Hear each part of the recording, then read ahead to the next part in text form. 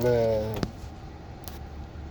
if they not gonna care, I'm damn sure not gonna care. I'll just wait till SummerSlam. It's not too far out because then at least I could be guaranteed a little something that's, worth my time and moment. So, what did we have on SmackDown? McCorbin, yeah, that's a promo. Liv Morgan and Natty. Natty was looking real unprofessional this week because she mad at, looking like a jobber. This goes back to creative, obviously. So if she's just going to be a madhouse backstage that nobody wants to deal with, well, why are you still here? Like that begs the question. I mean, it's obvious that there are other things that you could be doing with your time and effort if you're not liking the way you're being prominently featured on TV right now. Like, I hope that Natty wasn't one of them ones that was mad at Sasha trying to talk like, oh yeah, man, you should just go with whatever you got when she got the most matches in history, but then she gonna be unprofessional acting, but now everything is all good and all the rest. Man, yo, either feature Natty prominently or get her off TV because right now she's just Girl Ziggler. You know what I mean? Next. I'm not really too sure what else the entertainment factor is with the show, so we gonna just see what we get. Yep. So Liv beat Natty. All right, cool. What is this with the anything going on with this tag division right now? It's not worth it because they're not even fighting for the tag team championships. None of this ties into what in the tag team championships.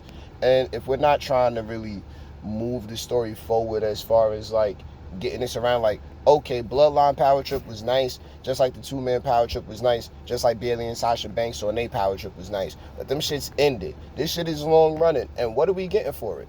Nothing at all. Next, Lacey Evans disrespected. They want to fight Aaliyah.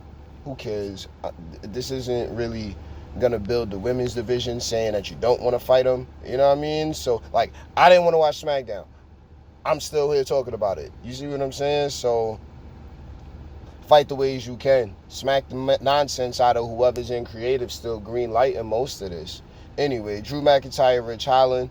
I mean, it's a hodgepodge of what we've been seeing, but it looks like I'm pretty sure that was a solid match between the two. Either way we look at it, we just need to move things forward. You know what I mean? I'm not really seeing where Drew fighting with these cats every week is building his character at all.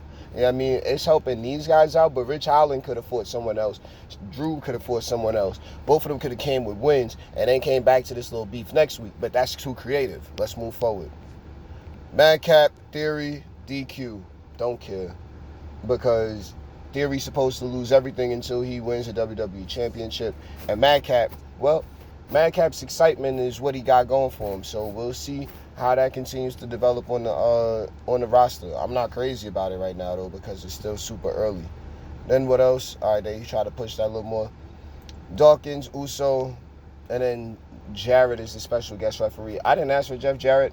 I don't really know what the entertainment value in Jeff Jarrett is, but at the same time, listening around, looking at it, if they holding it in Tennessee, which I'm not crazy about, not as a state. I love the great state of Tennessee. I'm not really a fan of, just this year's theme of SummerSlam. Like it feels too thrown back in an age where right now everything is shifting and transitioning into what's cooler, better, and more futuristic. It's not happening with Jeff Jarrett. Jeff Jarrett takes me back to a company that doesn't exist anymore. You know what I mean? Like, Jeff Jarrett takes me back to a company kicking and screaming for some kind of relevancy.